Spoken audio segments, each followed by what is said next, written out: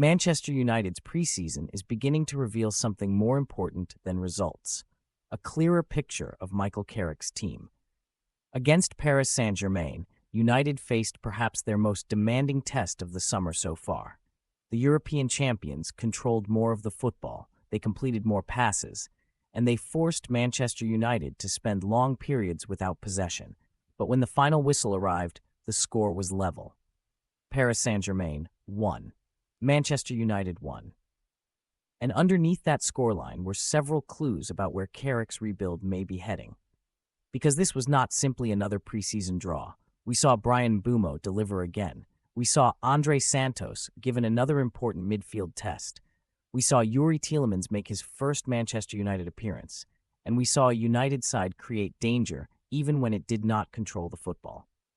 So before attention turns completely toward Leeds, what exactly did Manchester United learn against Paris Saint-Germain? The first lesson came from the statistics. PSG finished with 58% possession. Manchester United had 42. Paris completed 592 passes. United completed 418. And when it came to passing accuracy, PSG finished at 90% compared with Manchester United's 86. Those numbers tell a fairly predictable story. Paris had more of the ball. They circulated it more frequently, and for significant periods, Manchester United were asked to defend rather than dictate. But possession tells us only how long a team had the football. It does not necessarily tell us which team created the greater threat. And that is where one statistic becomes particularly interesting. Shots on target. Paris Saint-Germain, 3. Manchester United, 7. That does not mean United dominated the match. They didn't. But it does suggest that Carrick's team found ways to hurt PSG without needing to control every phase through possession. United were prepared to defend. They were prepared to wait. And when possession changed hands, they looked for opportunities to move forward quickly. For Carrick, that could be valuable. Manchester United will not dominate every opponent this season. There will be matches, particularly against elite teams, when United have less of the football. The important question is what they do with it when they get it. Against PSG, there were encouraging signs. And one player was particularly important, Bryan Mbeumo. Paris had taken an early lead. That immediately gave Carrick something useful to observe. How would his team respond? Would United become impatient? Would the structure disappear? Or would they remain composed enough to work their way back into the contest? The response eventually arrived through Mbeumo.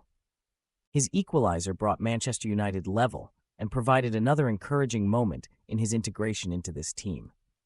But the significance of Mbeumo goes beyond one preseason goal. His movement gives Carrick options. He can operate centrally. He can move toward the right. He can attack the space behind a defensive line. And he does not need to remain fixed in one position to influence the game.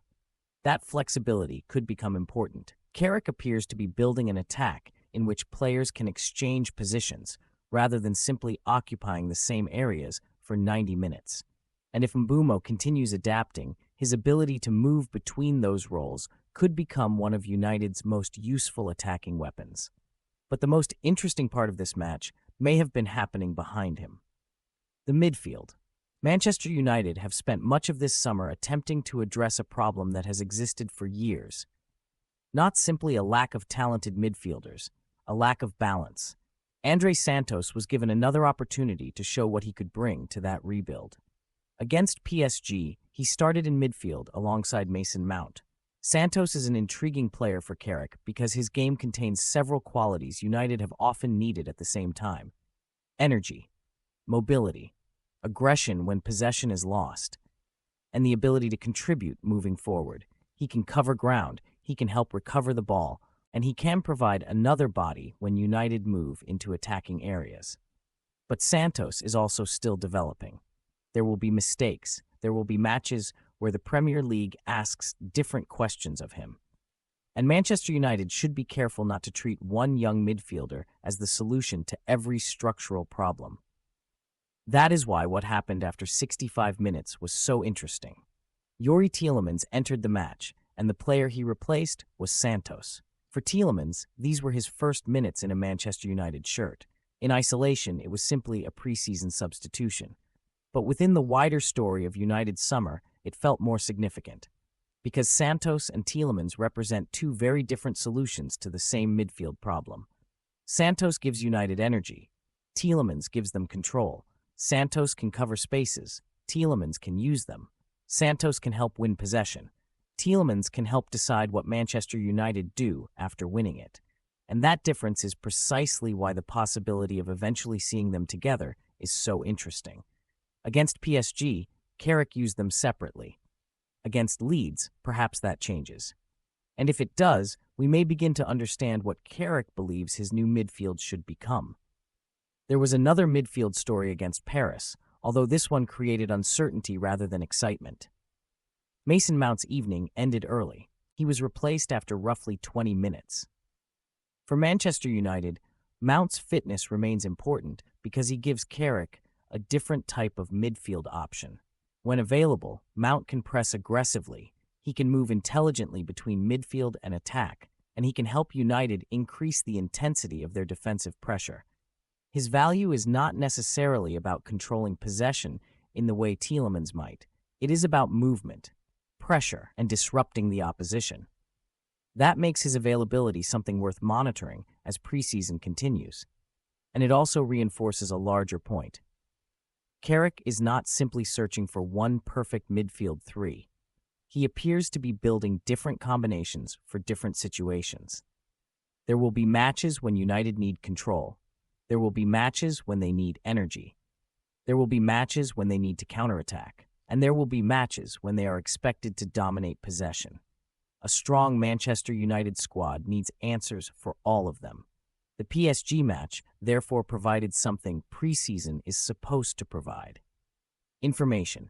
The final score was 1-1, but Carrick learned that his team could create chances without dominating possession. He saw Mbeumo produce another important attacking contribution. He gave Santos another significant test. He introduced Tielemans for the first time. And he received another reminder that fitness and squad depth could still influence the decisions Manchester United make before the transfer window closes. There were positives, there were warnings, and there were questions that remain unanswered. Perhaps the biggest concern's what happens next in midfield. We have now seen Santos, we have now seen Tielemans, but we have not yet properly seen what Manchester United could become with the two operating together. That possibility makes the next match particularly interesting, because Leeds present Carrick with a different kind of test.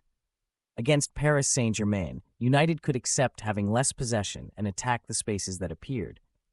Against Leeds, Manchester United may be asked to control more of the football, to dictate the rhythm, to break down a different defensive structure, and perhaps to show us another side of Carrick's developing team. That is why the next preseason match matters. Not because Manchester United desperately need to win another friendly, and not because preseason results will determine what happens when the Premier League begins. It matters because the experiments are becoming more specific. Carrick is getting closer to decisions. Which midfield gives United the best balance? Where does Mbeumo become most dangerous? How does Bruno Fernandes fit around the new midfield options? Can Santos and Tielemans play together? And which players are moving closer to Carrick's strongest 11? Paris Saint-Germain gave Manchester United some clues. Leeds may begin giving us answers, and that will be the focus of our next Football Chronicles documentary. But before we move on, what impressed you most against PSG? Was it Bryan Mbeumo's impact? Andrey Santos in midfield? Youri Tielemans finally making his Manchester United debut? Or the fact that United produced 7 shots on target despite having only 42% possession? Let us know in the comments. If you enjoyed this analysis, like the video and subscribe to Football Chronicles. And join us for the next episode as we look ahead to Manchester United against Leeds and the 3 decisions Michael Carrick may need to make before the competitive season begins. The PSG test is over. The clues are there. Now, Manchester United need to show us what comes next.